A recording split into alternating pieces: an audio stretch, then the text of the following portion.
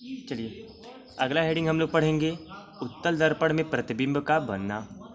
Okay, किस प्रकार से उत्तल दर्पण में प्रतिबिंब बनता है वो देखेंगे। फिर अगला हेडिंग हम लोग पढ़ेंगे उत्तल दर्पण के उपयोग क्या क्या हैं। फिर उसके बाद हम लोग पढ़ेंगे चिन्ह प्रॉपर्टी अवतल दर्पण में और उत्तल दर्पण में UVI का चिन्ह प्रॉपर्टी देखेंगे हम लोग। फिर हम लोग अगला हेडिंग पढ़ेंगे दर्पण का सूत्र, जो इस चैप्टर का मोस्ट इम्पॉर्टेंट है और इससे बहुत सारा क्वेश्चन भी आएगा। ओके, तो उत्तल दर्पण का सूत्र हम लोग पढ़ेंगे। फिर अगला हेडिंग हम लोग पढ़ेंगे प्रकाश का अपवर्तन, यह भी इम्पोर्टेंट है, इसको भी ध्यान से पढ़िएगा और यहाँ इन दोनों से क्वेश्चन जरूर आ सकता है यहाँ इस सत्र में। फिर अगला हेडिंग हम लोग पढ़ेंगे प्रकाश की अपवर्तन की व्याख्या। ओके, फिर अगला हेडिंग देखिए अपवर्तनांक पढ़ना है। फिर अपेक्षित अपवर्तनांक क्या होता है उसके बारे में पढ़ना है। तो चलिए हेडिंग वाइज हेडिंग हम लोग शुरू करते हैं, जिसमें पहला हेडिंग है हमारा उत्तल दर्पण में प्रतिबिंब का बनना।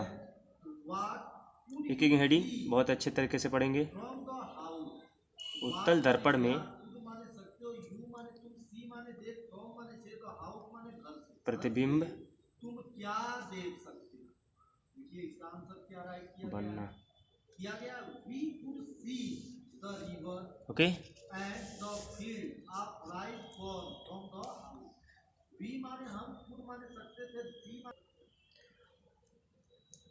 चलिए उत्तल दर्पण एक बना लेते हैं। उत्तल दर्पण में परावर्तक तल उभरे हुए तल से होता है तथा अंदर की तरफ कलई कर देते हैं या लाल ऑक्साइड का पेंट कर देते हैं। इसमें ध्यान दीजिएगा, मान लीजिए कोई ये दर्पण है M1 M2, एक सिरा M1 है दूसरा सिरा M2 और दर्पण का मध्य बिंदु दर्पण का ध्रुव कहलाता है। दर्पण के सेंटर को वक्रता केंद्र तथा दोनों के बीच को हम लोग कहते हैं मुख्य फोकस, यानी ध्रुव और वक्रता केंद्र को हम लोग बीच को हम कहते हैं मुख्य फोकस। तो ये हो गया हमारा उत्तल दर्पण। ये हो गया उभरा हुआ जो तल है, ये हमारा परावर्तक तल की कार्य करेगा। ओके, उत्तल दर्पण द्वारा सदा प्रतिबिंब आभासी बनता है। पहली बात जान लीजिए, उत्तल दर्पण द्वारा सदा प्रतिबिंब आभासी बनता है, आभासी बनता है, चाहे वो किसी भी स्थिति में क्यों ना रखा हो, चाहे यहाँ पे रखा हो या यहाँ उत्तल दर्पण के सामने कहीं भी वस्तु रखा गया हो तो वह प्रतिबिंब सदा आभासी बनेगा।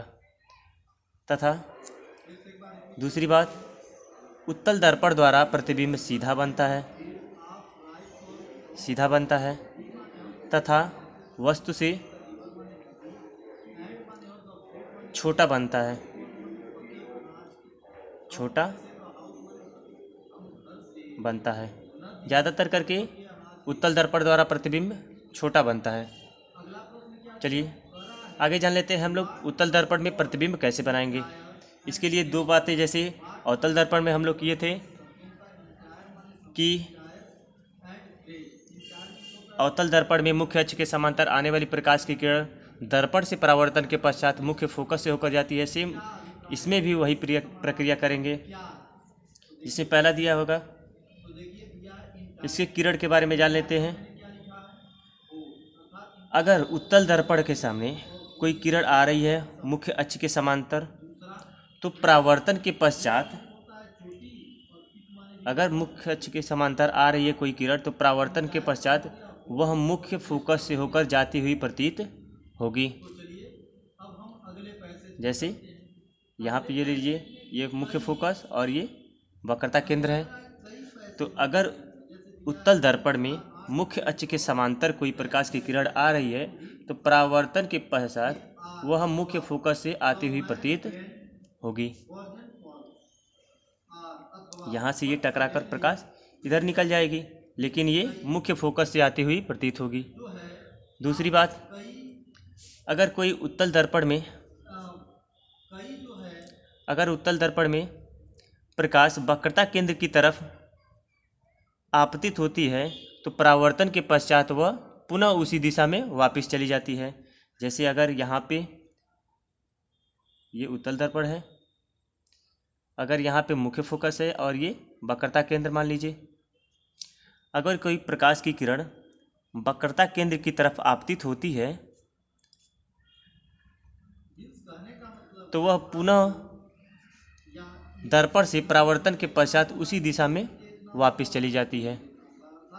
ओके, यानी अगर वह वक्रता केंद्र की तरफ जाती हुई प्रतीत होती है तो परावर्तन के पश्चात उसी दिशा में वापस चली जाती है। तीसरी बात,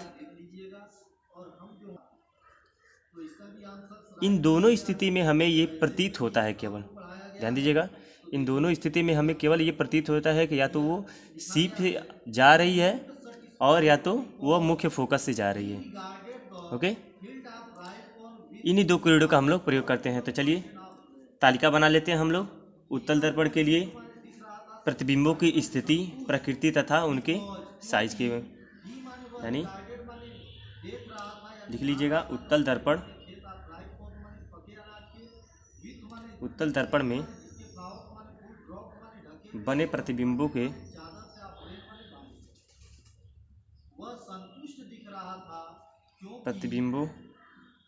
की स्थिति, प्रकृति और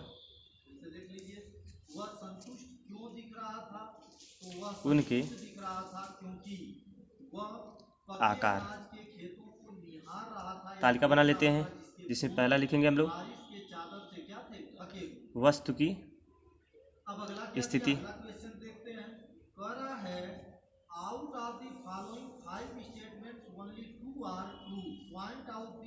दूसरी प्रतिबिंब की स्थिति, प्रतिबिंब कहाँ बनेगा, प्रतिबिंब की स्थिति।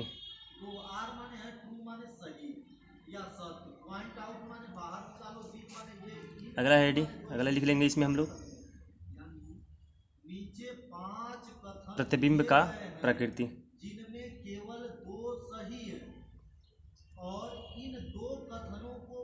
प्रतिबिंब का प्रकृति,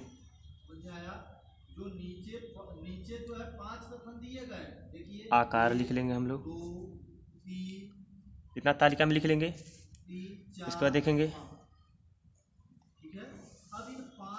पहली स्थिति में हम लोग देखेंगे जब वस्तु ध्रुव पे रखा जाता है,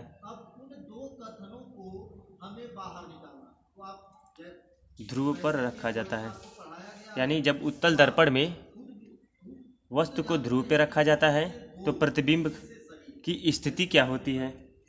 तो जब उत्तल दर्पण में वस्तु को ध्रुव पे रखा जाता है तो प्रतिबिंब खुद ध्रुव पे बनता है। ओके, आभासी बनेगा और सीधा बनेगा तथा वस्तु के बराबर बनेगा।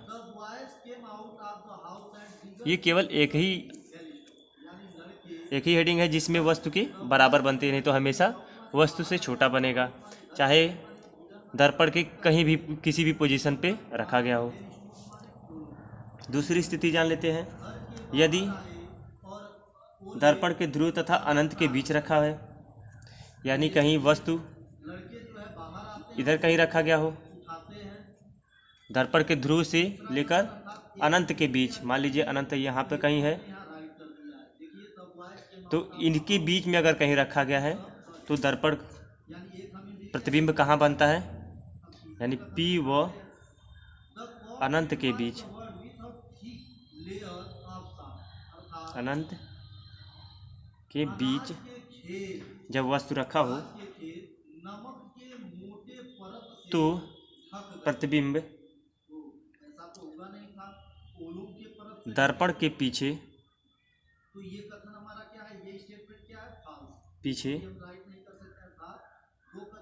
ध्रुव व फोकस के बीच बनता है।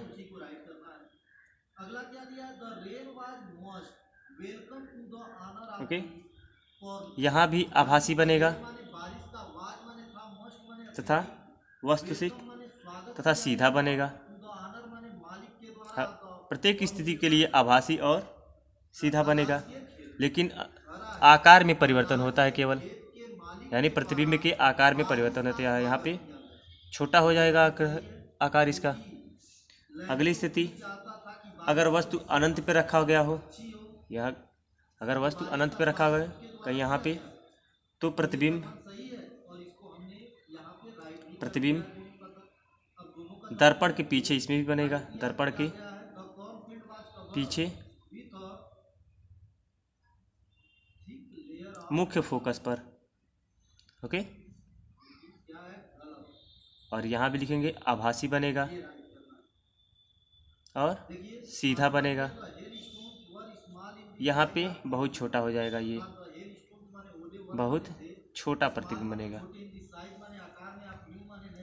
एक बार और देख लीजिए, जब वस्तु को दर्पण के ध्रुव पे रखते हैं तो प्रतिबिंब यहीं पे बनता है, दर्पण के ध्रुव पर, और आभासी बनेगा, सीधा बनेगा, वस्तु के बराबर बनेगा। जब वस्तु को दर्पण के ध्रुव व अनंत के बीच में किसी भी स्थिति पर रखते हैं तो प्रतिबिंब दर्पण के पीछे फोकस व ध्रुव के बीच बनेगा, सीधा बनेगा, आभासी बनेगा तथा वस्तु से छोटा बनेगा।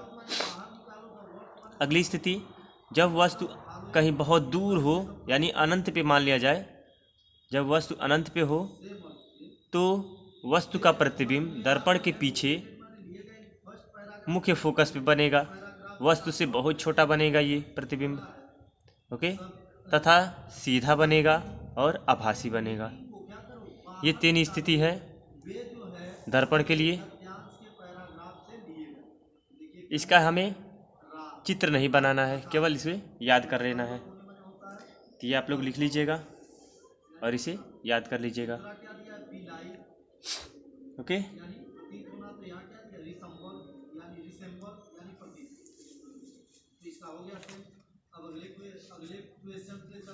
अगला हेडिंग हम लोग पढ़ेंगे उत्तल दर्पण का उपयोग। यहाँ से भी पूछेगा, अगर पूछेगा तो ये दोनों साथ में पूछेगा, किसी एक स्थिति और उसका उपयोग। उत्तल दर्पण क्या है और उसका उपयोग, ये ऐसे करके पूछेगा। उपयोग,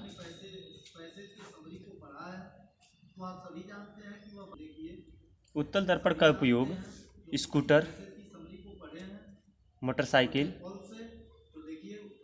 या मोटर कार लिख देते हैं, मोटर कार, बस इत्यादि के साइड जो मिरर होते हैं, इसमें लिख लीजिएगा, स्कूटर, मोटर कार, बस इत्यादि के साइड मिरर के रूप में उत्तल दर्पण का उपयोग करते हैं। ओके, जिससे हम लोग वस्तु चाहे कितना भी दूर हो उसे हम लोग प्रतिबिंब सीधा प्राप्त करते हैं, और उत्तल दर्पण में छोटा प्रतिबिंब बनता है जिससे दृष्टि क्षेत्र विस्तृत हो जाती है। क्योंकि लिखेंगे इसमें उत्तल दर्पण में दूसरा लिखेंगे सीधा प्रतिबिंब बनता है तथा छोटा प्रतिबिंब लिखेंगे यद्यपि वह छोटा होता है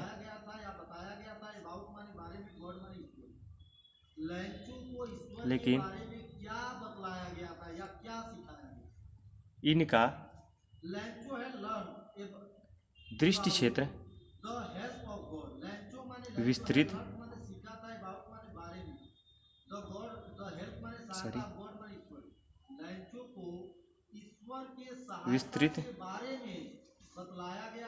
होती है। ओके, ये इतना लिख लेंगे उत्तल दर्पण के उपयोग में। चलिए अगला हेडिंग हम लोग देखते हैं। इसमें हम लोग देखेंगे किसी दर्पण के सामने रखी गई वस्तु का प्रतिबिंब का आकार, स्थान या प्रकृति न केवल वस्तु की स्थिति पर निर्भर करता है बल्कि इस बात पर भी निर्भर करता है कि वह दर्पण कौन सा है उत्तल दर्पण है अथवा अवतल दर्पण। यदि अवतल दर्पण हुआ तो वस्तु का प्रतिबिंब दर्पण के सामने बनता है। यदि उत्तल दर्पण हुआ तो वस्तु का प्रतिबिंब दर्पण के पीछे बनता है। अर्थात यह हम लोग यह कह सकते हैं कि अवतल दर्पण में वस्तु का प्रतिबिंब वास्तविक बनता है तथा उत्तल दर्पण में वस्तु का प्रतिबिंब आभासी बनता है। वस्तु के प्रतिबिंब की स्थिति को जानने के लिए हमें चिन्ह प्रॉपर्टी का होना ज्ञात होना आवश्यक है। इसके लिए हम लोग क्या करते हैं, एक चिन्ह प्रॉपर्टी बनाते हैं जो यहाँ पे हमें दर्पण का मुख्य फोकस, दर्पण का ध्रुव लिखेंगे जो केंद्र पे मिलेगा।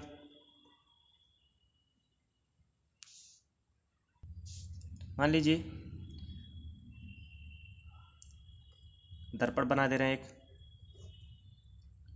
अवतल दर्पण हो गया ये, और ये उत्तल दर्पण हो गया। हम इसे कहते हैं मुख्य दर्पण का ध्रुवक, जिसे P से डिनोट करते हैं। और यहीं से हम लोग क्या करते हैं, प्रतिबिंब की स्थिति को देखते हैं कि प्रतिबिंब दर्पण से कितना दूर है। ओके, तो हम क्या कर रहे हैं, दर्पण के ध्रुव को इसका मूल बिंदु मान ले रहे हैं, मूल बिंदु मान ले रहे हैं। मूल बिंदु से आगे की तरफ हम क्या करते हैं, धनात्मक लेते हैं। अगर प्रतिबिंब मूल बिंदु से आगे हुआ तो धनात्मक होगा। अगर मूल बिंदु से यानी दर्पण के ध्रुव से बाएं तरफ हुआ तो वह ऋणात्मक होगा, ऋणात्मक प्रतिबिंब होगा। ओके, अगर ऊपर हुआ, इसमें दो ही स्थिति आती है, या तो दर्पण के सामने बनेगा प्रतिबिंब इधर कहीं, या तो दर्पण के पीछे बनेगा।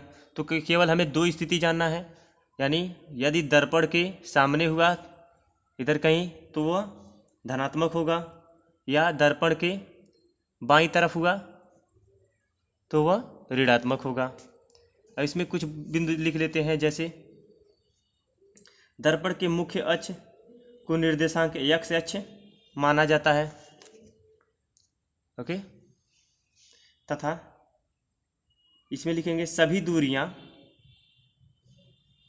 दूरियां गोली दर्पण के ध्रुव से मापी जाती है। जैसे अगर अवतल दर्पण हुआ तो यहाँ से मापी जाएगी वस्तु की दूरी कितनी है और प्रतिबिंब की दूरी कितनी है।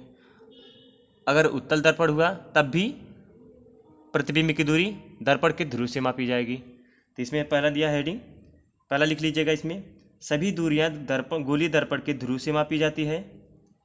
दूसरी बात, आपतित प्रकाश की दिशा में मापी गई दूरियां धनात्मक होगी तथा अपवर्तित प्रकाश की दिशा में मापी गई दूरियां ऋणात्मक होगी। लिख दे रहे हैं हम पूरा। तीसरा है, आपतित प्रकाश की दिशा के विपरीत मापी गई सभी दूरियां ऋणात्मक होती हैं। और अगला, दर्पण के अक्ष यानी x डैश के ऊपर धनात्मक तथा नीचे की दिशा ऋणात्मक होगी। अब इसे समझा देते हैं। सभी दूरियां गोली दर्पण के ध्रुव से मापी जाएगी, यानी ये मान लीजिए अगर अवतल दर्पण है तो सभी दूरियां ध्रुव से मापी जाएगी। और हम लोग चिन्ह प्रॉपर्टी में हम लोग ध्रुव को मूल बिंदु माने हैं। ओके, तो सभी दूरियां मूल बिंदु से मापी जाएंगी, अर्थात P को मूल बिंदु माना जाता है। दूसरा है, आपतित प्रकाश की दिशा में मापी गई सभी दूरियां धनात्मक होती हैं, यानी आपतित प्रकाश, अगर प्रकाश इधर से आ रही है तो इसे कहेंगे आपतित प्रकाश। अगर इस दिशा में कोई है, जैसे उत्तल दर्पण हम लोग देखते हैं कि प्रतिबिंब दर्पण के पीछे बनता है यहाँ कहीं सीधा, तो आपतित प्रकाश की दिशा में तो ऐसे आपतित प्रकाश हो रहा है, तो इस दिशा में हम लोग माप रहे हैं P से, मान लीजिए यहाँ पे F पे बन रहा है प्रतिबिंब मुख्य फोकस पे, तो इस दूरी को हम लोग धनात्मक लेंगे। समझ में आ गया, यानी आपतित प्रकाश की दिशा में दूरी धनात्मक होगी तथा आपतित प्रकाश की दिशा के विपरीत यानी इसके उल्टा, यानी अगर हम लोग P से इधर कोई माप रहे हैं F तक तो ये दूरी ऋणात्मक होगी। समझ में आया, अगर हम लोग P से यहाँ फोकस पे माप रहे हैं तो ये दूरी धनात्मक होगी।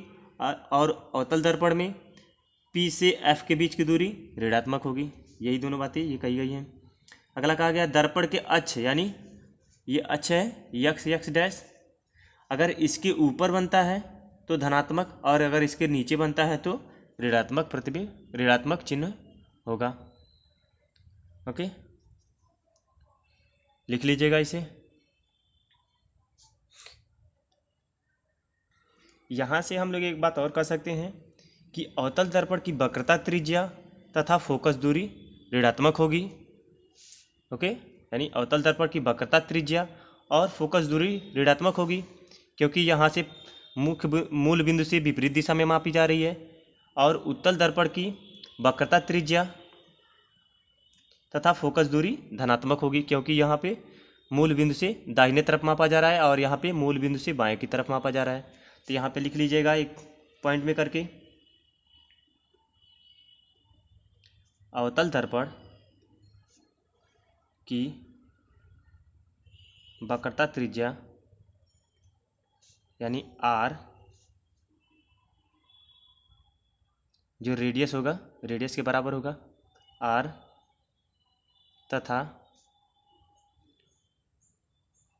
फोकस दूरी एफ ऋणात्मक होता है। तथा अगला हेडिंग कर लीजिएगा वो, उत्तल दर्पण की वक्रता त्रिज्या तथा फोकस दूरी, यहाँ पे लिख लेंगे धनात्मक होता है। ओके, तो ये याद कर लीजिएगा।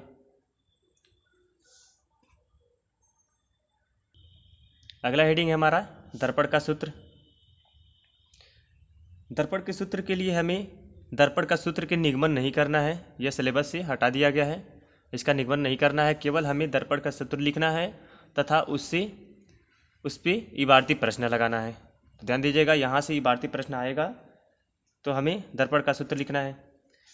देख लीजिए, ये दिया है अवतल दर्पण और ये है उत्तल दर्पण। यहाँ पे हम लिख दिए हैं दर्पण का ध्रुव, मुख्य फोकस, वक्रता केंद्र तथा ऑब्जेक्ट यानी वस्तु की वस्तु, यहाँ भी वस्तु, दर्पण का ध्रुव तथा मुख्य फोकस तथा वक्रता केंद्र। अब इसमें हम लोग कुछ इंपॉर्टेंट बातें लिख लेंगे। जैसे पहला लिखिएगा इसमें आप लोग, ध्रुव से वस्तु की दूरी को वस्तु की दूरी या बिंब की दूरी कहा जाता है। यानी यहाँ से वस्तु की दूरी को हम लोग बिंब की दूरी या वस्तु की दूरी कहते हैं। यानी पहला लिख लीजिएगा इसमें, ध्रुव यानी P, ध्रुव से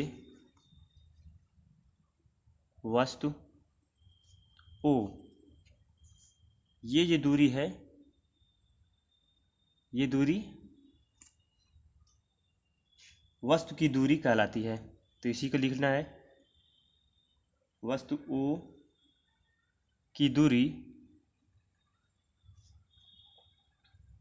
PO को वस्तु की दूरी या बिंब दूरी कहते हैं।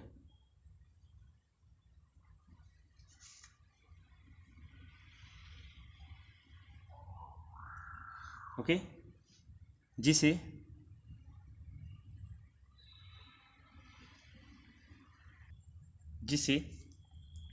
स्मॉल u से प्रदर्शित करते हैं।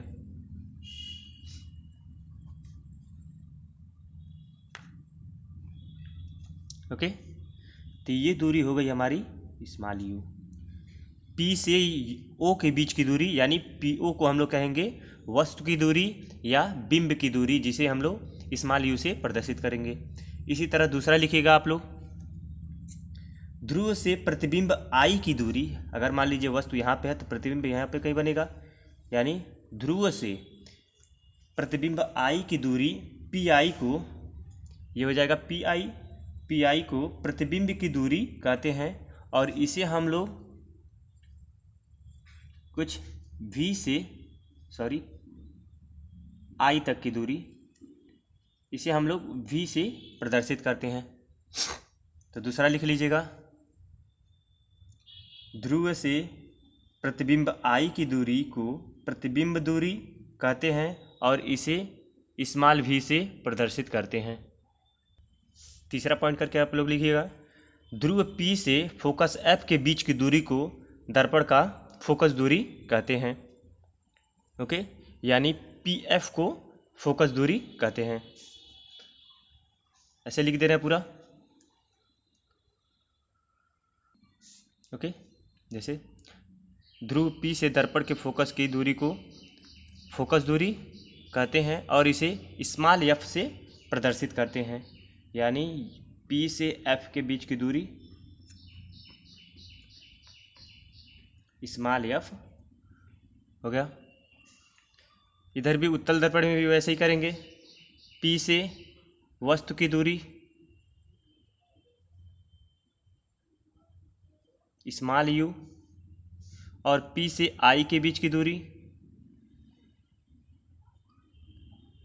V से P से F के बीच की दूरी स्मॉल f से प्रदर्शित करेंगे।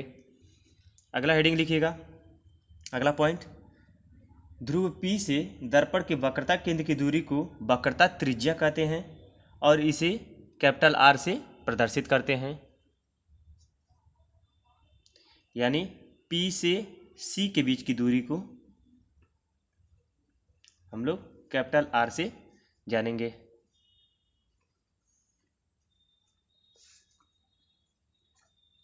जो उसका त्रिज्या होता है, तो इसे लिख लीजिएगा।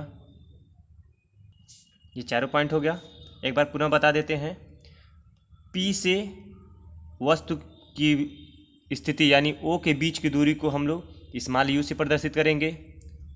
P से प्रतिबिंब I के बीच की दूरी को हम लोग स्मॉल v से प्रदर्शित करेंगे।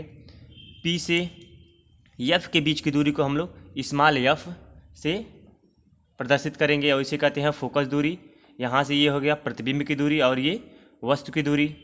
P से वक्रता केंद्र की दूरी को हम लोग वक्रता त्रिज्या कहते हैं, जो उस दर्पण का त्रिज्या है, तो इसे हम लोग इस कैपिटल R से प्रदर्शित करेंगे। इसी तरह उत्तल दर्पण में भी हम लोग लिख लेंगे, P से O के बीच की दूरी स्मॉल u, P से प्रतिबिंब I के बीच की दूरी को स्मॉल v और P से फोकस के बीच की दूरी को स्मॉल f, P से वक्रता केंद्र के बीच की दूरी को वक्रता त्रिज्या यानी R से प्रदर्शित करेंगे। और ये सभी पॉइंट लिख लीजिएगा।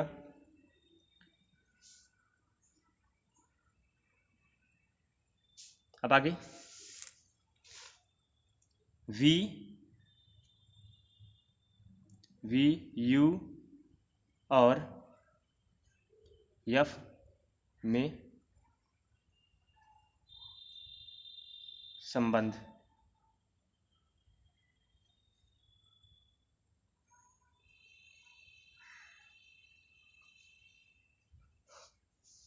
ओके,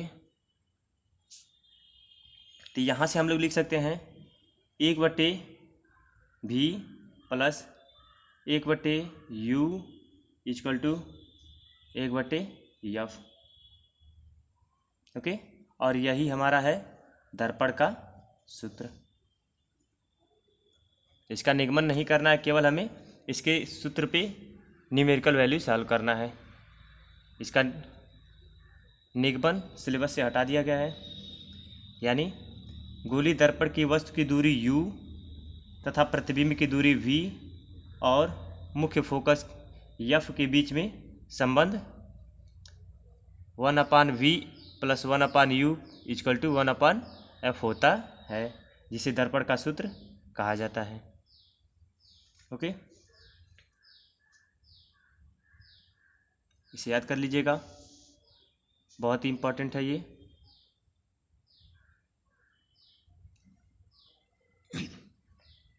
दूसरी बात, हमें पता है F इक्वल टू होता है R/2, यानी चित्र में देखिएगा स्मॉल f हम लिख सकते हैं रेडियस का आधा, यानी यह जो फोकस और ध्रुव के बीच की दूरी है स्मॉल एफ, यह त्रिज्या के आधे के बराबर है। तो यहाँ से हम लोग small F equal to r/2 लिख सकते हैं। अब इसको हम लोग स्मॉल एफ के वैल्यू के स्थान पर रख देते हैं, तो देखते हैं क्या आता है। तो हो जाएगा 1/v plus 1/u equal to 2/r। ये दर्पण के सूत्र से आया है, v, u और r में संबंध। तो इसे भी याद कर लीजिएगा। अगर ये याद रहा हमें तो ये ऑटोमेटिक आ जाएगा। तो ये दोनों सूत्र याद कर लीजिएगा, दोनों पर ही क्वेश्चन आएंगे। ओके, और इसके चिन्ह के बारे में आप लोग को बता देते हैं। जैसे यदि अवतल दर्पण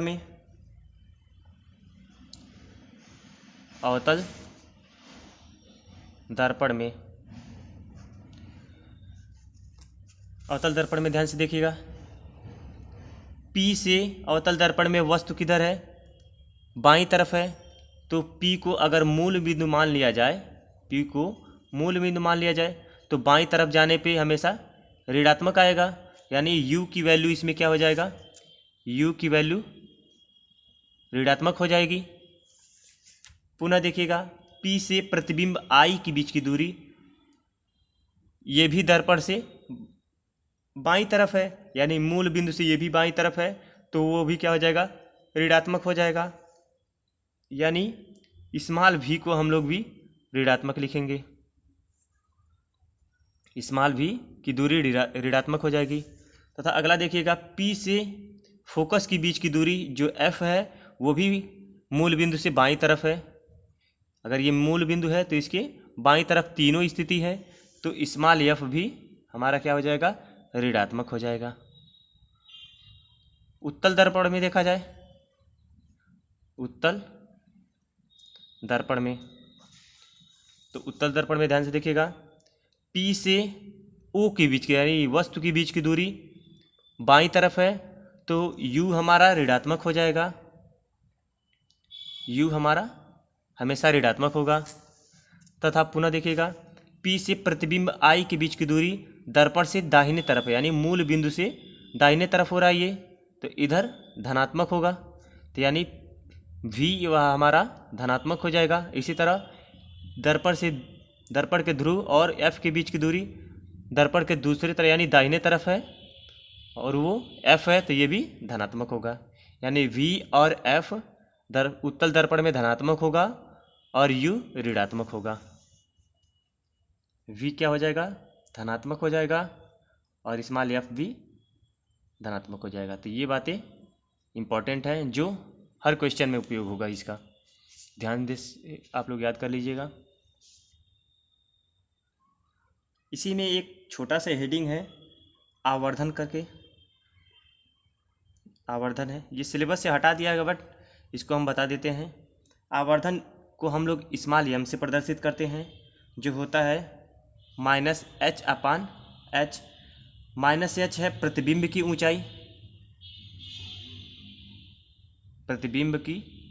ऊंचाई, और h है वस्तु की ऊंचाई, या हम इसको लिख सकते हैं small m equal to -v/u। ये याद कर लीजिएगा। अगर कभी आवर्धन पूछ दे तो ये सूत्र लगा दीजिएगा, यानी v प्रतिबिंब की दूरी और u वस्तु की दूरी लगा देंगे। ये सिलेबस से हटा दिया गया है, लेकिन केवल सूत्र याद कर लीजिएगा आप लोग। ओके, अगला हेडिंग हम लोग पढ़ेंगे, अगला हेडिंग है हमारा प्रकाश का अपवर्तन। सबसे पहले हम लोग समझेंगे अपवर्तन क्या होता है। ओके, हमें पता है कि प्रकाश की किरणें एक माध्यम में सीधी रेखा में चलती है, जबकि प्रकाश किसी अगर दूसरे माध्यम में जाती है तो किस प्रकार बिहेव करता है, वह अपनी दिशा को परिवर्तित कर लेती है, और इसी क्रिया को हम लोग कहते हैं अपवर्तन। एक बार पुनः सुन लीजिएगा, प्रकाश की किरणें किसी एक माध्यम में सीधी मार्ग में चलती है, जब किसी दूसरे माध्यम में प्रकाश की किरण प्रवेश करती है तो दिशा परिवर्तित कर लेती है, और इस क्रिया को हम लोग कहते हैं प्रकाश का अपवर्तन। अब इसे लिख लेते हैं, ध्यान दीजिए। लिखेंगे इसमें, प्रकाश की किरण किसी एक पारदर्शी माध्यम से दूसरे पारदर्शी माध्यम में जाने पर अपने पथ से विचलित हो जाती है तो इसे प्रकाश का अपवर्तन कहते हैं। ओके, अब यहाँ पे आया है पारदर्शी माध्यम। पारदर्शी माध्यम से आप समझते हैं यहाँ से जहाँ से प्रकाश गुजर सके।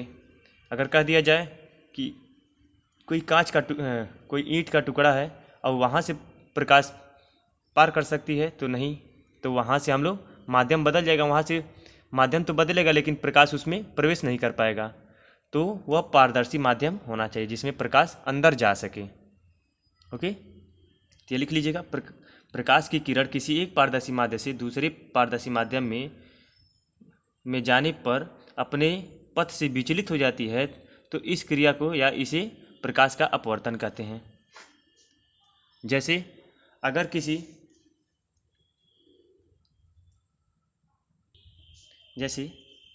किसी ग्लास में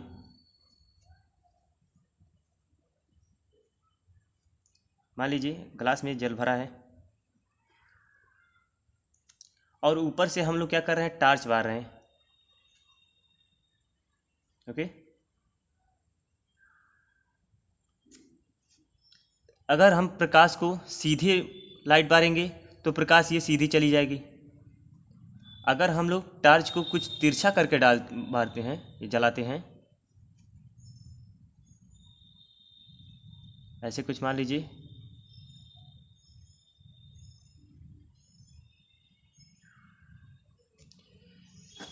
ओके, अगर हम लोग टार्च को तिरछा करके जलाते हैं तो प्रकाश यहाँ से जल तक आएगी और यहाँ से विचलित हो जाती है। तो इस क्रिया को हम लोग कहते हैं प्रकाश का अपवर्तन। इसी प्रकार यदि किसी बीकर में नीचे तली पर सिक्का रख दिया जाए, ये भी उसी का एग्जाम्पल है अपवर्तन का। यदि किसी बीकर में नीचे तली पे सिक्का रख दिया जाए और उसे उस स्थान से देखा जाए कि वहाँ से सिक्का न दिखे, यहाँ से सिक्का न दिखे। ओके, अगर हम इसमें जल डालते हैं इसमें, तो ये क्या होता है, सिक्का का प्रतिबिंब ऊपर उठने लगता है और हमें यह सिक्का दिखाई देने लगता है। ये अपवर्तन का कारण ही है इसमें। अगला एग्जाम्पल हम समझ सकते हैं, यदि किसी गिलास में पेंसिल रखा गया हो और उसमें हम लोग जल डालते जाएं, खाली गिलास में अगर पेंसिल रखा गया हो और उसमें हम लोग जल डाल रहे हो तो कुछ समय पश्चात हम लोग देखेंगे कि पेंसिल का ऊपरी सिरा जो होगा, अगर ऐसे हम लोग पेंसिल डाले हैं गिलास में तो जल डालने के कुछ समय पश्चात हम लोग देखेंगे जो नीचे का सिरा होगा वो कुछ ऐसे उठ जाएगा पेंसिल का, जो हमें टेढ़ा दिखाई देगा। ओके, तो ये सब कारण है अपवर्तन का।